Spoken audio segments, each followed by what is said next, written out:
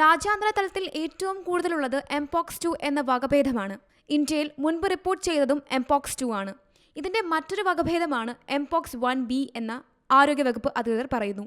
ദുബായിൽ നിന്ന് സെപ്റ്റംബർ 13 കോഴിക്കോട് വിമാനത്താവളത്തിലിറങ്ങിയ ചാത്തല്ലൂർ സ്വദേശിക്കാണ് എംപോക്സ് 1B സ്ഥിരീകരിച്ചത്. പനിയുണ്ടായിരുന്ന ഇദ്ദേഹത്തെ 16-നാണ് മഞ്ചേരി മെഡിക്കൽ കോളേജിൽ പ്രവേശിപ്പിച്ചത്. തുടർന്ന് നടത്തിയ പരിശോധനയിലാണ് രോഗം സ്ഥിരീകരിച്ചത്. ഇന്ത്യയിലെ ആദ്യ ക്ലേഡ് 1B കേസാണിതെന്നും ഗുരുതര ആരോഗ്യ പ്രശ്നങ്ങൾക്ക് കാരണമാകുന്ന വകഭേദമാണിതെന്നുമാണ് വിവരം. സംസ്ഥാനത്ത് എംപോക്സ് സംബന്ധമായ പ്രതിരോധത്തിനും ഫലപ്രദമായ ചികിത്സയ്ക്കായി പുതുക്കിയ മാർഗനിർദ്ദേശങ്ങൾ പുറത്തിറക്കുമെന്നും ആരോഗ്യവകുപ്പ് മന്ത്രി അറിയിച്ചു. കേസുകൾ കൂടുകയാണെങ്കിൽ അതനുസരിച്ച് നടപടികൾ സ്വീകരിക്കും. എല്ലാ ജില്ലകളിലും ഐസൊലേഷൻ സൗകര്യം ഏർപ്പെടുത്തി. എയർപോർട്ടുകളിൽ നിരീക്ഷണം ശക്തിപ്പെടുത്തി. 5 ലാബുകളിൽ പരിശോധനാ സൗകര്യമൊരുക്കി. കൂടുതൽ ലാബുകളിൽ പരിശോധനാ സൗകര്യങ്ങൾ ഒരുക്കും. മറ്റ് രാജ്യങ്ങളിൽ നിന്നും എത്തുന്നവർക്ക് രോഗലക്ഷണങ്ങൾ ഉണ്ടെങ്കിൽ ആരോഗ്യവകുപ്പിനെ അറിയിച്ച് ചികിത്സ തേടണമെന്നും നിർദ്ദേശമുണ്ട്.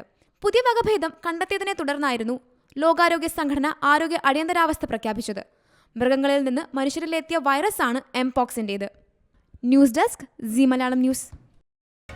പുതിയ വാർത്തകളും വിശേഷങ്ങളും ഇനി വിരൽ തുമ്പിൽ. എല്ലാ ഡിജിറ്റൽ പ്ലാറ്റ്ഫോമുകളിലും ഇപ്പോൾ സീ മലയാളം ന്യൂസ് ലഭ്യം.